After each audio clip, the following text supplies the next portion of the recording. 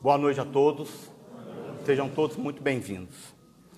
Hoje, com muita alegria, a gente está recebendo aqui na região o palestrante Delane Lavarini. Ele fará palestra hoje para a gente aqui sobre a sociedade e o perdão. Amanhã, às 20 horas, lá nos Irmãos Alexandre, com o tema A Lei do Amor. E no domingo, na parte da manhã, às 10 horas da manhã, em Santa Rita do Sapucaí, no SEAC, com o tema Quem tem medo da morte. Lavarini vem da cidade de Sete Lagoas, hoje presidente do Centro Espírita lá, e com muita alegria a gente está recebendo ele e sua esposa aqui na casa. Lavarini trouxe para a gente 2 CDs de poesias e reflexões. Esses CDs, o DVD de palestra e 2 livros de mensagem que são vendidos pelo site.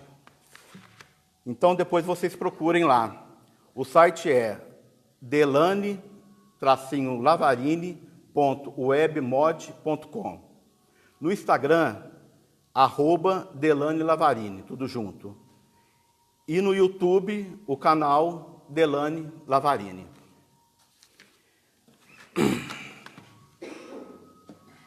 Vamos fechando os nossos olhos,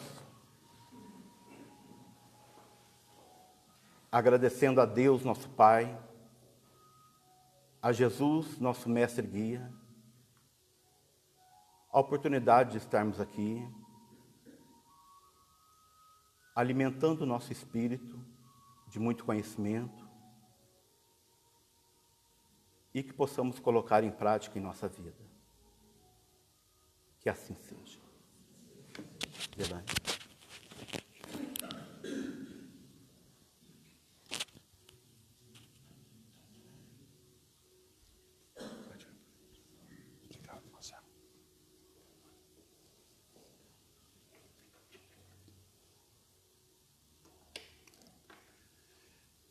Caríssimos irmãos, caríssimas estimadas irmãs, senhoras, senhores e jovens, boa noite a todos. Boa noite.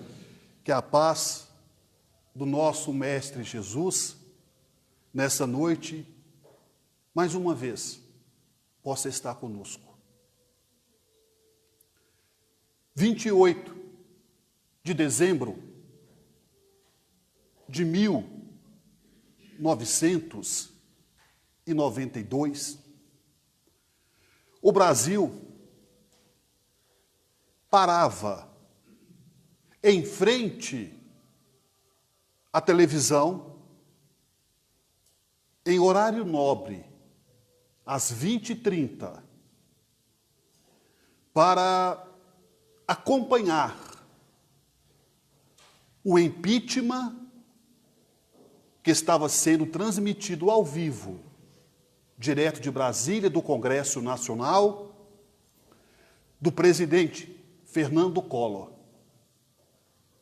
Entretanto, estimados irmãos e caríssimas irmãs,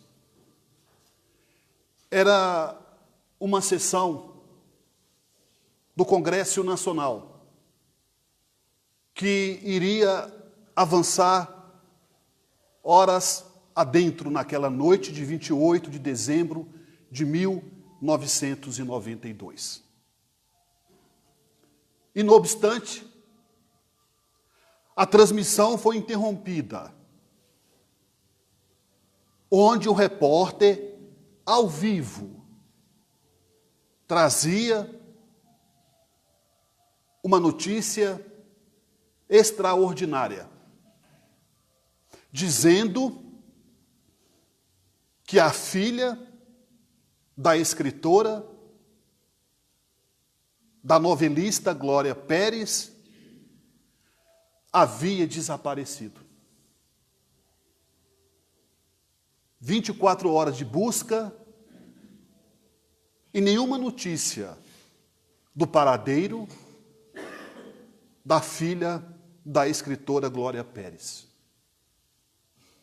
O repórter da Rede Globo encerra a transmissão, dizendo que a qualquer momento poderia voltar com novas notícias. A Globo volta a transmitir, ao vivo, direto de Brasília, o impeachment do presidente Fernando Collor. Passaram-se 2 horas. Às 22h30, o mesmo repórter volta ao vivo, agora dizendo em cadeia nacional que o corpo da jovem atriz e filha da novelista Glória Pérez havia sido encontrado em um matagal na Barra da Tijuca com várias perfurações. Imaginemos, meus irmãos e minhas irmãs, uma mãe fugindo,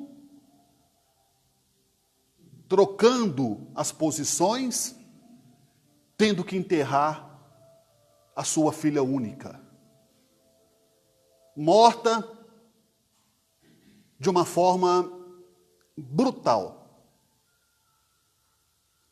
A novelista, talvez como qualquer mãe, o coração materno, entrou em depressão. Uma tristeza profunda armazenada no coração.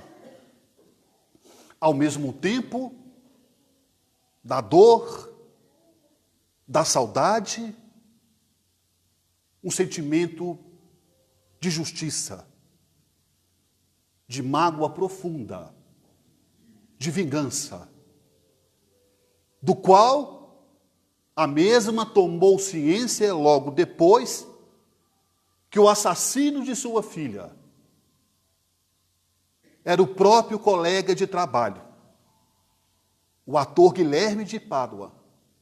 A matou com auxílio de sua companheira, aplicando-a vários golpes de tesoura, segundo a perícia técnica na época do caso. Ela, tão inconformada com aquele momento, com aquela situação, nada fazia consolar aquele coração materno. Mas sabemos nós que a própria dor, ela manifesta nos nossos caminhos com algum objetivo. Ela não aparece em vão. Seja uma doença, uma perda, uma dificuldade. E com isso, meus irmãos e minhas irmãs, aquela mãe saudosa da filha, revoltada com a vida, vai em busca de uma palavra de conforto para consolar o seu coração. Ela então vai até a cidade de Uberaba, atrás do médium Chico Xavier, buscando uma mensagem de além-túmulo, uma carta confortadora. Contudo, ao aproximar-se do médium, embora a carta não veio, embora a mensagem não veio, o médium Chico Xavier foi logo dizendo a ela: Glória, minha filha, os benfeitores espirituais estão me dizendo que a sua filha está bem. E antes que ela recebesse o primeiro golpe de tesoura, o seu espírito já tinha sido retirado do corpo. Naquele momento, quando Glória Pérez ouviu isso do médium Chico Xavier, foi uma espécie de paliativo, do qual acalentou o seu coração, de saber que sua filha não havia sofrido os golpes da tesoura, que seu espírito já não estava mais ali. E Chico então disse a ela: Glória, minha irmã, queria lhe pedir um favor. Ela então, solícita, respondendo-lhe, disse: peça, Chico, peça o que você quiser.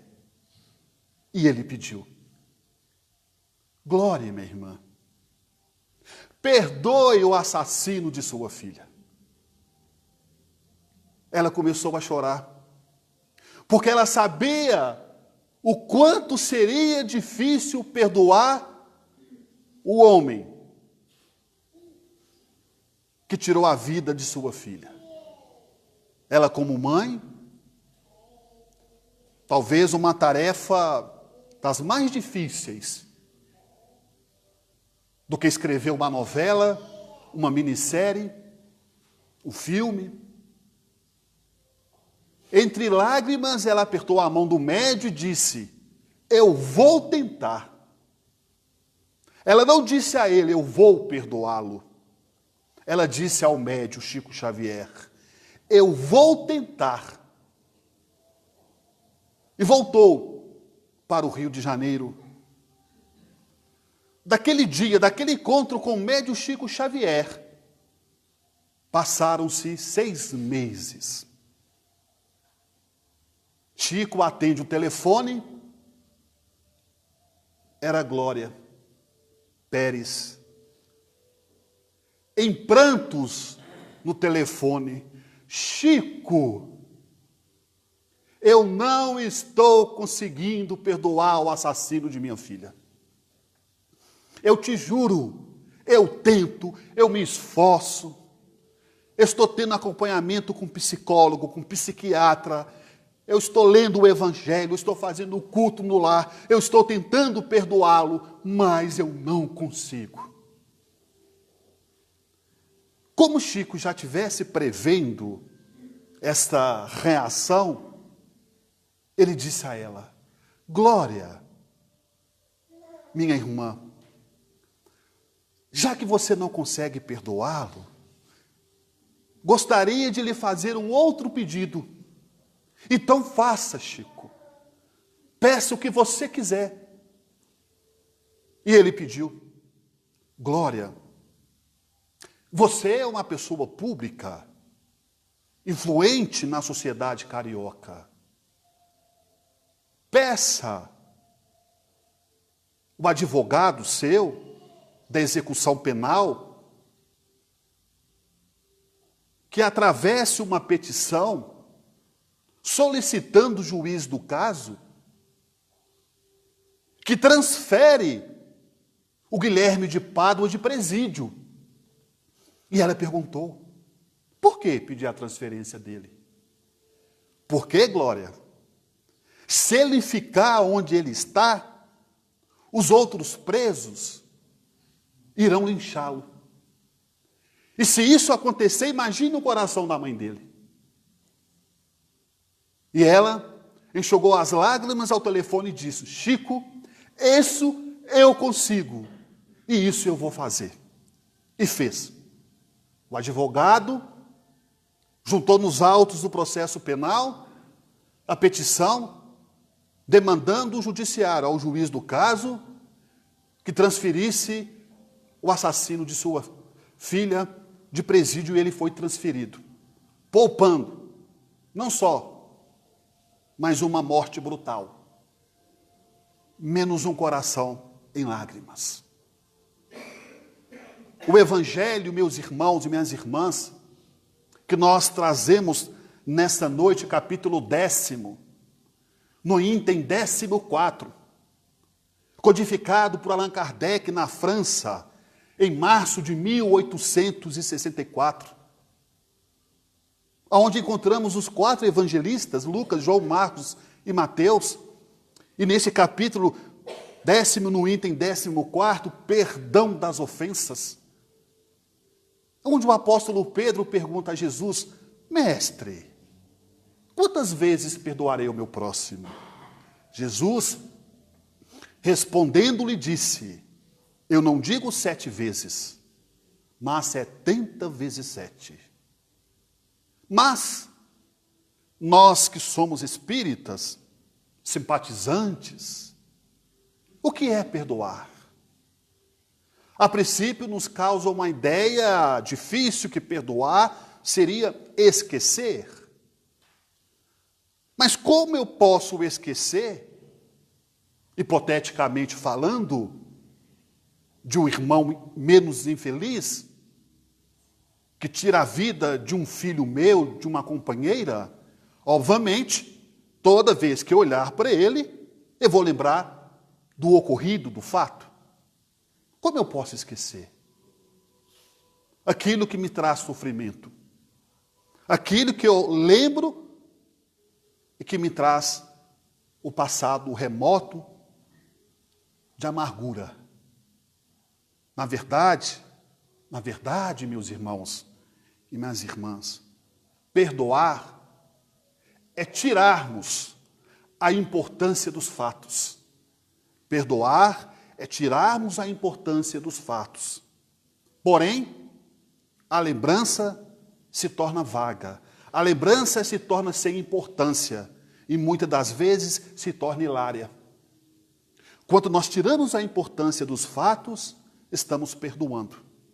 Esquecer, nós não vamos esquecer, salvo exceto aqueles irmãos que são diagnosticados com patologia de distúrbio de natureza neurótica.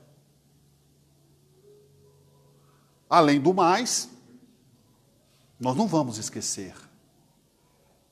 É como, por exemplo, num almoço em família, aos domingos, é muito comum no interior os filhos almoçarem nos finais de semana na casa dos pais, levam os netos, a nora, o genro, naquele almoço fraterno, em família, e começam ali a recordar o passado, a infância, que é mais ou menos assim. Você lembra, fulano, quando a gente era pequeno? Ah, lembro. E o pai entra na conversa, a mãe conversa também, e o pai diz: nossa, mas você era muito levado. Você lembra, meu filho, daquela surra que eu te dei? O filho: ah, sim, pai, qual aquela? Aquela que eu pulei o muro do vizinho, que eu joguei bola e quebrei o vidro do vizinho.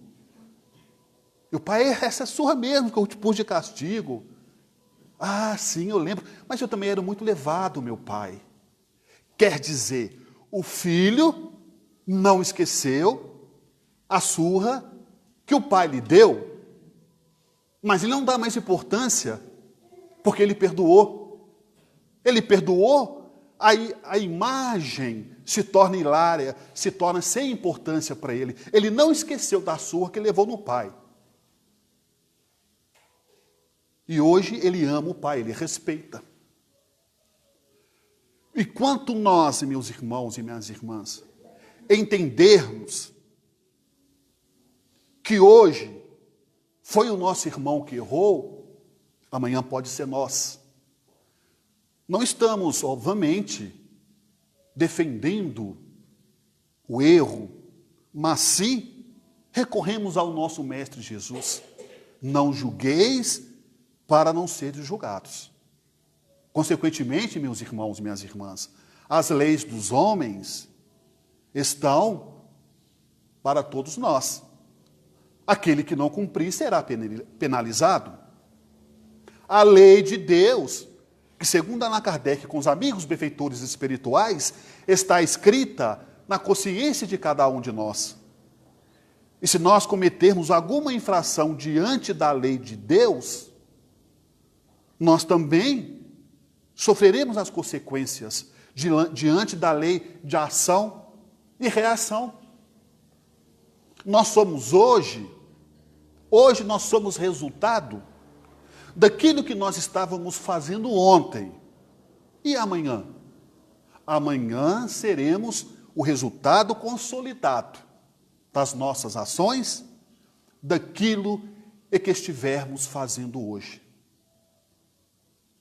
Ah, mas o mundo é violento, porque nós somos violentos. O mundo é cruel, nós somos cruéis.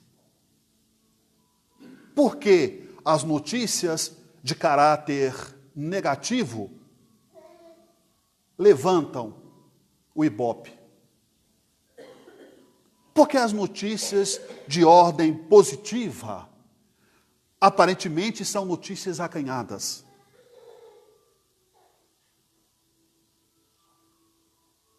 Houve um empresário que doou 1.000 cestas básicas, 2.000 cestas básicas. Ora, não aparece. Mas o verdadeiro amor que Jesus propõe a todos nós, no capítulo 11, o amor é silencioso, o amor é discreto, o amor respeita. E quando nós começamos o exercício do perdão, nas pequenas coisas, para quanto vier as grandes, já estamos mais maduros em relação à própria vida. E uma das melhores formas para exercermos o perdão começa dentro de casa. Vocês, ou a maioria de vocês, já devem ter visto. A caridade começa dentro de casa. O perdão, obviamente, começa dentro de casa. A tolerância para com o filho. A compreensão com a companheira. A indulgência para as faltas alheias do companheiro, do pai, da mãe, de um parente mais distante, mais perto. Deus nos dá a oportunidade a todo momento. Quem não perdoa, quem guarda mágoa, embora, meus irmãos e minhas irmãs, não estamos julgando ninguém, mas diz André Luiz, quem guarda mágoa carrega lixo mental. Claro que não é fácil vivenciarmos o papel que a nossa irmã Glória Pérez vivenciou. Tem um ditado que vocês devem conhecer, antigo, que diz assim: pimenta na vista dos outros é refresco, não é? Pimenta nas vistas dos outros é refresco. E quanto é com a gente? O que acontece, meus irmãos e minhas irmãs, isso depende, obviamente, da posição, não social, mas da posição espiritual que cada um de nós temos. Às vezes, por coisas grandes, nós superamos. Às vezes, por coisas pequenas, a gente, como diz na gíria, sai do salto, roda a baiana, chuta o balde. Às vezes o que é grande para mim pode ser pequeno para o outro. Às vezes o que é pequeno para o outro pode ser grande para mim. Por que será Jesus disse assim: eu não te curei, quem te curou foi tua fé? Jesus disse: eu não te curei, quem te curou foi tua fé. E ele disse mais: eu fiz, e tu podes fazer muito mais. Eu fiz e tu podes fazer muito mais. O interessante, queridos irmãos, estimadas irmãs, quando nós falamos do perdão, todos nós, de uma certa forma ou de outra, já tivemos experiência nessa área. Ou já fomos ofendidos, lesados, ou já ofendemos, ou já lesamos, seja de forma intencional ou não. Porque muitas das vezes, nós tentamos acertar e erramos. Às vezes a nossa intenção é das melhores. E acabamos errando. Mas nem sempre o outro tem o mesmo nível de tolerância, o mesmo nível de compreensão, o mesmo nível de entendimento. Vimos agora recentemente, esse ano, foi lançado a nível nacional o filme sobre a vida do codificador Allan Kardec. Nesses 31 anos de estudo de Allan Kardec, podemos perceber, naquele trecho do filme, aonde uma das médiuns, as duas jovens que o assessoravam na psicografia do Livro dos Espíritos, que se deu em 18 de abril de 1857, numa noite de sábado, no Palais Royal, na França. As duas que auxiliaram Allan Kardec depois do lançamento, revoltaram-se contra ele. Ficaram magoadas. Ficaram revoltadas, indignadas, porque Kardec não colocou o nome das duas no livro. Segundo elas, só teve o nome do codificador Allan Kardec, sequer Allan Kardec cita no prefácio, ou na capa, ou no meio do livro, enfim, o nome das duas jovens. Mas a intenção de Kardec não foi de vaidade, de se projetar com exclusividade, muito pelo contrário. As duas jovens, embora o filme não mostrou esse momento, porque são vários fatos, e o tempo é curto, e o custo é alto, elas foram nos jornais guerrear contra o codificador, o acusando, e ele respondeu, dizendo aquelas duas jovens que a sua intenção era simplesmente de poupá-las, porque as duas eram de menores. E o cerco pelo governo de Napoleão III estava fechando cada vez mais. Kardec foi perseguido. Mesmo depois de morto, a sua esposa Gabi foi várias vezes intimada em casa pelo oficial de justiça para ir depor, para explicar sobre o patrimônio dos livros, sobre os recursos financeiros. Não foi nenhuma, nem duas, nem três vezes que a esposa dele foi depor no Tribunal de Justiça em Paris, no regime de Napoleão III. E Kardec já estava prevendo aquelas duas jovens não iriam suportar a pressão da oposição. Então ele assumiu toda a responsabilidade. Foi perseguido, acusado pelo fisco de sonegação, porque tinha uma carroça velha que teve que percorrer o norte e o sul da França, em Toulouse, em Lyon, em Marseille, em Olympique, para divulgar o trabalho de sua obra. Ele foi acusado. Mas as jovens, naquele momento, naquele calor, não perdoou Kardec. Por isso que Jesus nos pede, vigiai e orai. Porque no momento do calor, a coisa esquenta. Pode pegar fogo. E o bombeiro demorar a chegar para apagar o fogo. Um fogo que destrói uma selva, um fogo que destrói centenas de hectares, como que ele começa? Pequeno. Ele começa com uma chama. Ao mesmo tempo, vale dizer, aquele corredor que ganha a maratona, ele começou com pequenas corridas, até chegar ao topo do sucesso. E a vida, meus irmãos e minhas irmãs, é assim. Hoje nós erramos, amanhã nós acertamos. Nós sempre estivemos em processo de ascensão.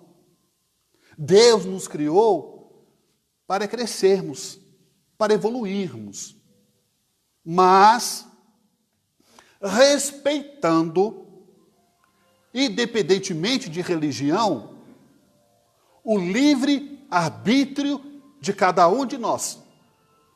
Questão de número 843, em O Livro dos Espíritos, aonde Allan Kardec pergunta aos nossos amigos benfeitores imortais: tem o homem o livre-arbítrio dos seus atos?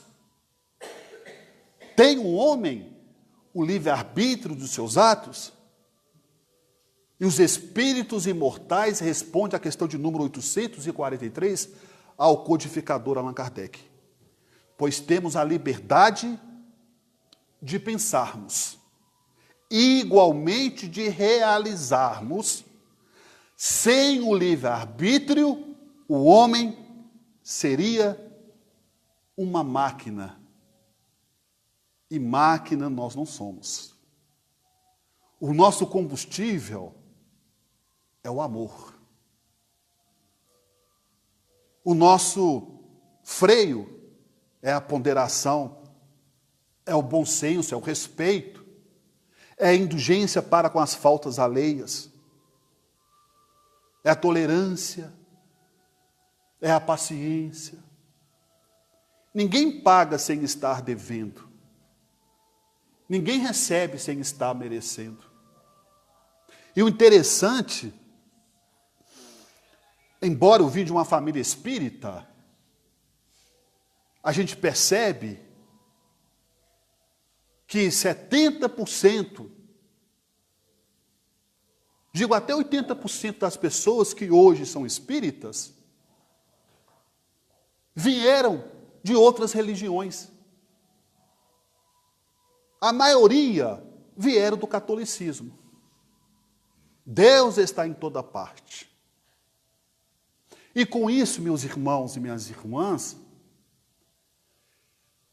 nesses 31 anos que nós estamos levando a palavra do Evangelho de Jesus, a gente percebeu, embora isso tenha mudado um pouco, que as pessoas, digamos assim, de um modo geral, imputam a nós uma responsabilidade enorme, que é mais ou menos assim: ah, mas você é espírita. Hã? Menina, você vai fazer isso? Não faz, não. O que você está aprendendo lá dentro do centro? Há uma cobrança. De um certo ponto, isso é bom, isso é importante, mas a cobrança maior, a luta maior, é dentro da gente, é com a nossa própria consciência. A pessoa às vezes chega e fala: eu estou precisando aí de uma cesta básica. Se eu fosse você, eu procurava lá o Marcelo. Por que você fala com tanta... Tenho certeza que ele vai te ajudar, porque ele é espírita. Olha a responsabilidade que está sendo imputada em cima dele, que está na coordenação, na presidência, ou na direção, enfim. Vejam só como é que as pessoas inconscientemente declinam uma responsabilidade que é de cada um.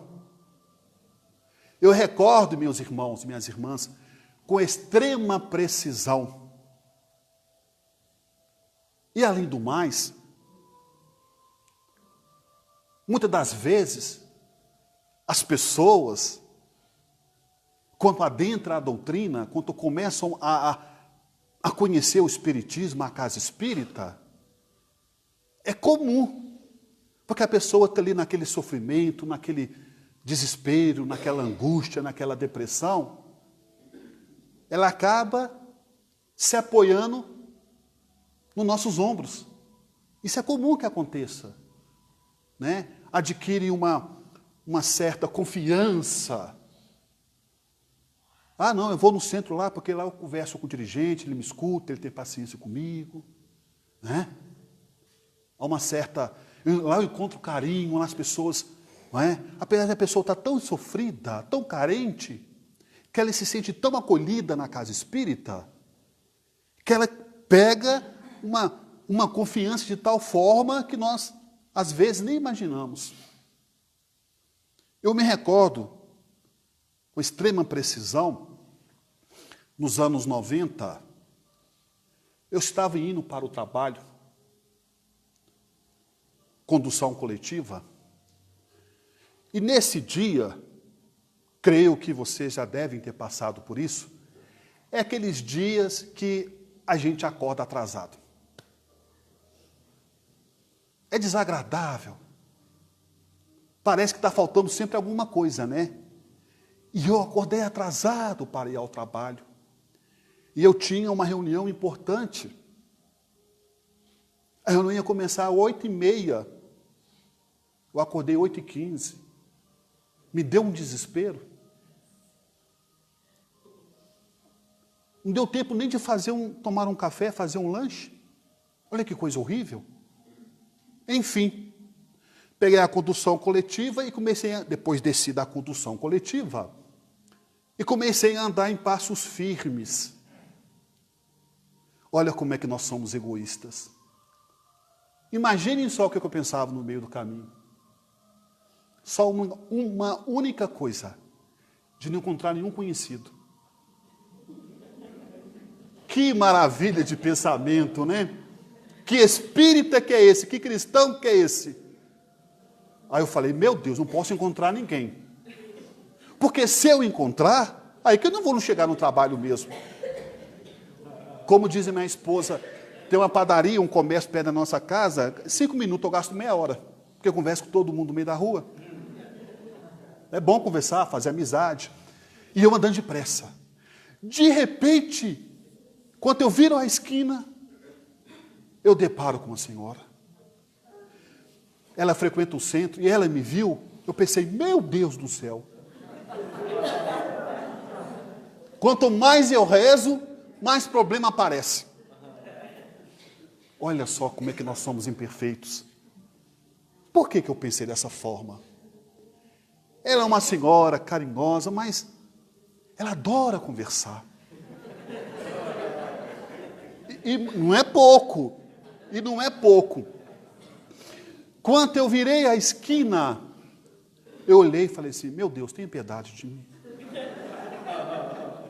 Tomara que seja rápido. Ela abriu os braços e falou assim, Delane, foi Deus que te mandou. Eu falei, oh meu Deus. Eu pensei, será que ela não está confundindo? Será que não foi uma outra pessoa que me mandou aqui não? Porque, meu Deus, que covardia. Isso eu pensando, claro, eu, obviamente não ia falar isso com ela. E ela me disse, Delane, meu filho, foi Deus que te mandou. Me pegou na minha mão, me abraçou, não queria largar mais não. Eu estou precisando conversar com você urgente. E eu pensando, meu Deus, vou perder o emprego. Eu tenho reunião 8h30, já são 9. Enfim, meu Deus do céu. E eu não querendo demonstrar para ela impaciência. Graças a Deus, na época eu tinha 20 e tantos anos de doutrina espírita, eu aprendi alguma coisa, né? Me controlar. Mas por dentro eu estava morrendo. Não é? E ela não sabia no meu estado de ansiedade, de preocupação, de chegar tempestivamente ao trabalho. E ela me disse, Delane, meu filho, foi Deus que te mandou aqui. E eu tentando me controlar, disse a ela, mas irmão, o que foi? O que está acontecendo? Doido para ela falar, para mim continuar minha caminhada, né? Ela falou, Delane, meu filho, você não imagina. Eu, é mesmo, irmão, o que foi? Eu doido para ela falar logo e eu puder auxiliar e depois seguir meu caminho. E ela continuava, você não vai acreditar. E não saía disso. E eu pensando, desembucha logo. Não é? Meu Deus do céu, que coisa terrível. E ela, Delane, meu filho, eu peguei. Pronto, agora já perdi o emprego. Agora eu vou ficar. Mas mantive o controle, não transpareci que eu estava inquieto, que eu estava ansioso, que eu estava preocupado com o horário. E ela me disse, Delane, meu filho, me faz um favor. Eu pensei, eu faço o que você quiser, desde que você deixa eu passar. Ela foi e me disse, Delane, meu filho, reza para mim. Eu falei, claro, minha irmã, reza, mas o que está acontecendo? Ela foi e falou, olha, hoje à noite eu vou ter uma conversa com meu marido. Eu vou precisar das suas orações pelo seguinte, olha como é que as pessoas colocam a responsabilidade na gente. Reza para mim, porque dependendo da conversa que eu tiver com ele, eu vou se separar dele.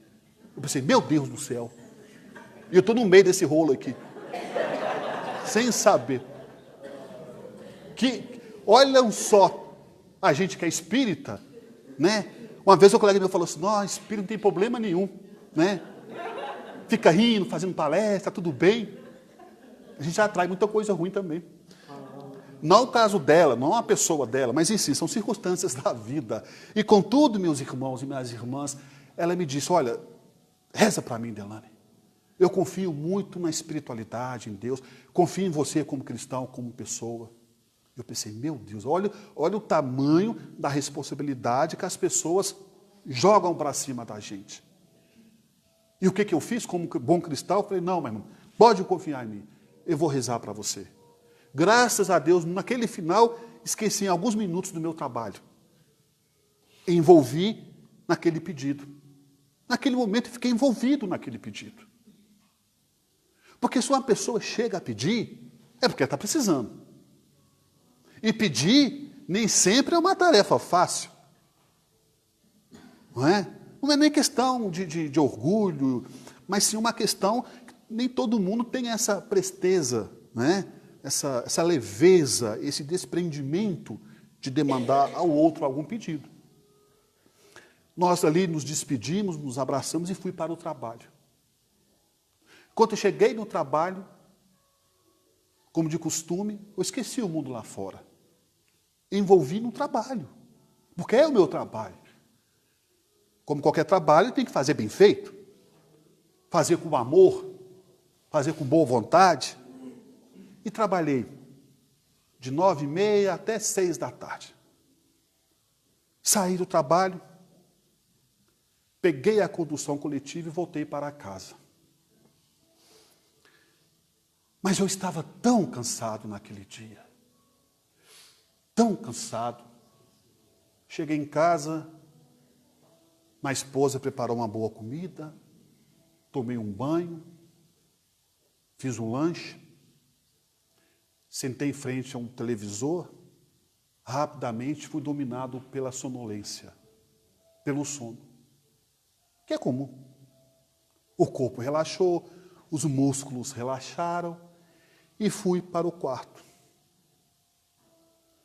Eu estava tão cansado que literalmente eu desmaiei e caí no sono profundo. De repente,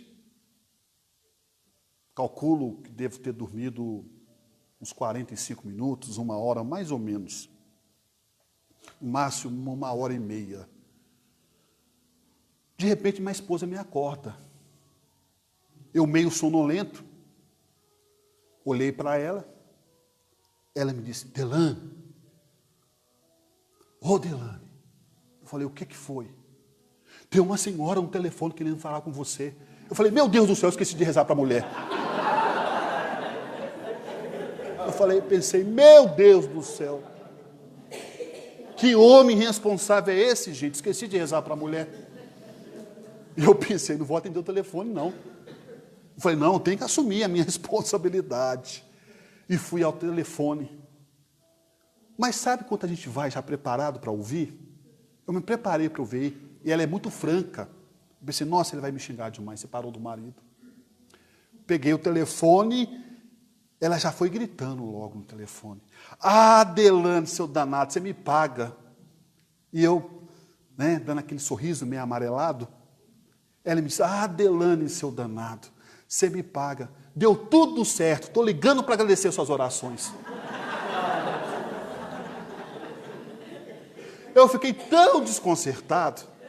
Olha o que é a consciência da gente.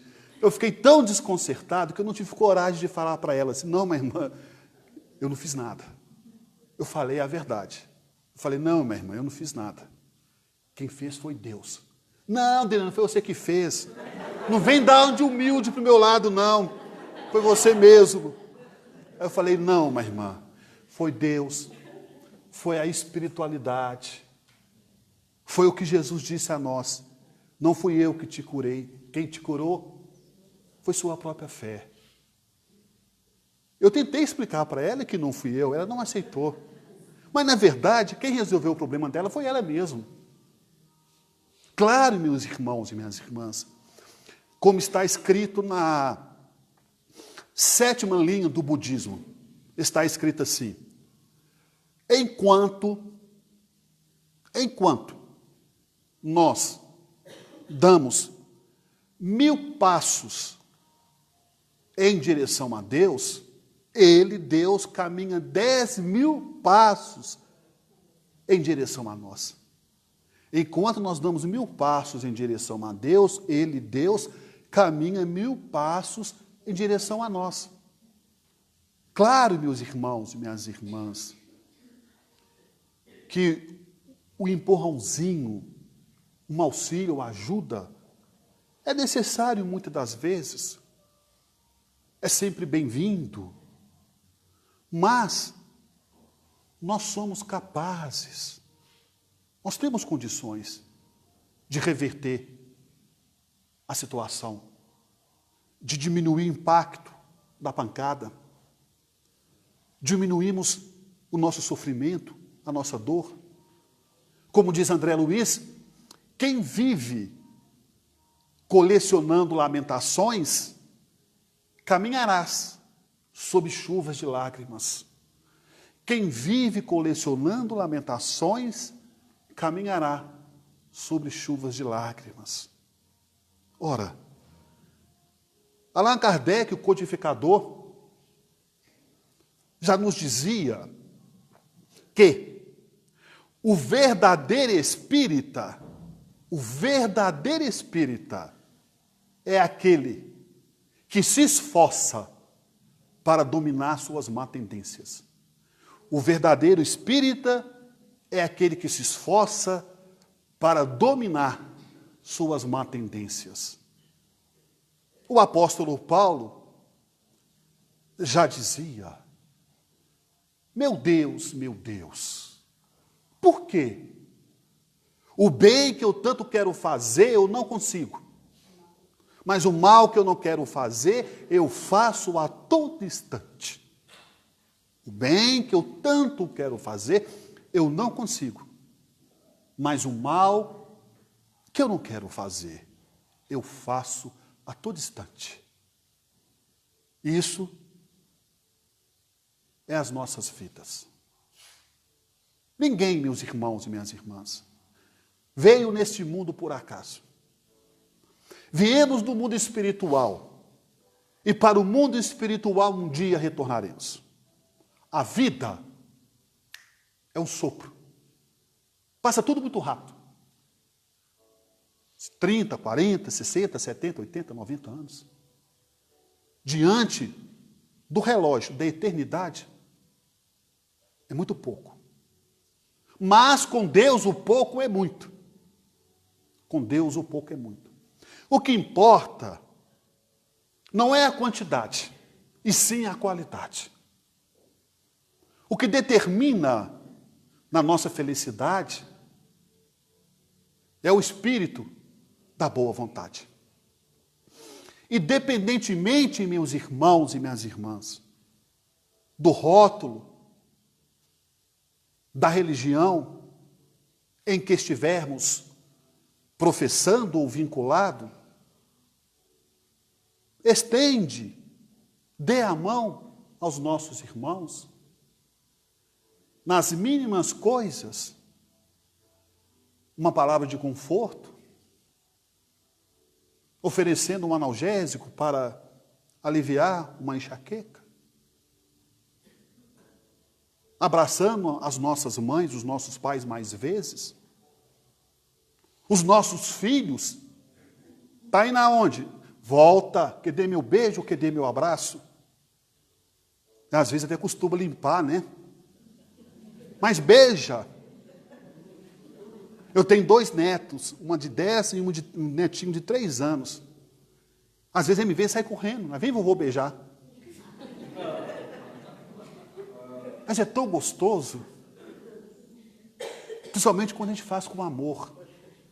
Um dia eles vão ser pais, um dia eles vão ser avós também. O carinho, meus irmãos, é a manifestação popular do amor. O carinho com um amigo, um carinho com um colega de serviço, com respeito, claro, obviamente. Nós não atingimos ainda a santidade, como diz o colega meu, mas nós estamos treinando. Olha só, como que André Luiz chegou no nosso lar? Como um suicida. Passou 15 anos no umbral. E depois ele se torna o quê? Um dos grandes, os maiores escritores espirituais. Emmanuel. O próprio apóstolo Paulo. Saulo de Tarso. Por que nós não podemos mudar e mudar para melhor? A vida nos devolve tudo aquilo que estivermos dando a ela. Por isso, meus irmãos e minhas irmãs, ante qualquer dificuldade, não desanimem. Persistem mais um tanto, mesmo varando a sombra dos próprios erros. Ante os pesares da vida. Observa a alma querida, a dor que ilumina a vida. Sob as provas tais quais são, a terra é uma grande escola, de que temos usufruto, lembrando enorme instituto de trabalho e de elevação. Nascemos e renascemos atendendo às leis concisas, conforme as lições precisas que temos nos para dar, no serviço que nos cabe, naquele com quem vivemos, jaz em ponto supremo do nosso próprio lugar. Nas tarefas em que estejas, cumpre o dever que assiste. Se a vida parece triste, não te queixes de ninguém. Cada pessoa na terra intimamente é chamada a servir, de estrada a estrada para a vitória do bem. O homem robusto e moço, que administra a riqueza, traz por suas vezes rude e acesa a fogueira da aflição. A mulher que exibe ao colo joias em forma de luzes, às vezes tem muitas cruzes por dentro do coração. Nunca censures, trabalhe, crê. Auxilias e não temas, cada qual guarda problemas. Em forma de sombra e de dor, quem mais serve e mais perdoa é aquele que se renova, vencendo de prova em prova na grande escola do amor. Que assim seja, Senhor.